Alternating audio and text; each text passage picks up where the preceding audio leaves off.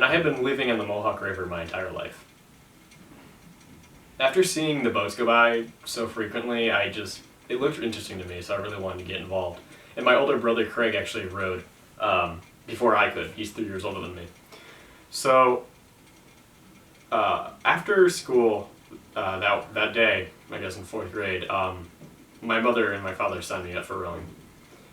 And since then, aside from one season I took off because there's a weird hiccup between coaches, I have been rowing consistently for 30-something seasons. So that's actually kind of what made CAS stand out to me a little bit, is because it fulfilled other needs that I had for college. I mean, it had the small town vibes, and it had my major. It had practical in-class teaching opportunities, but it also had rowing.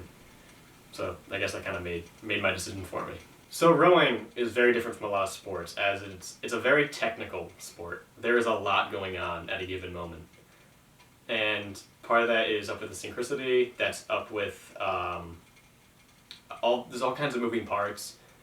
You know, at any given moment, you are sitting in something worth anywhere from $700, be it the ergs, the automatic, the rowing machines, or $80,000. And that's what a carbon fiber lightweight 8 costs. So, I'm primarily an observer, and again, working sort of like an assistant coach, I have to be aware of all those technical things that are going on. And that's what I've been helping the team with the most. It's really working from one sort of, aspect of the stroke at a time.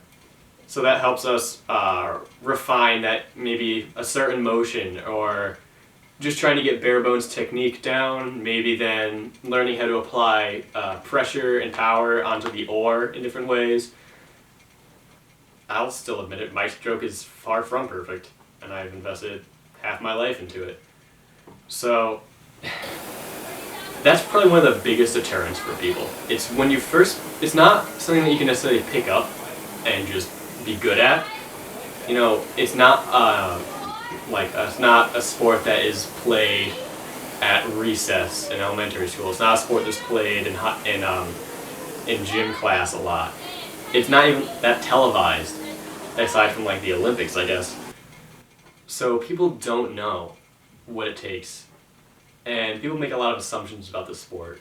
But I can tell you firsthand that it's definitely not what it seems.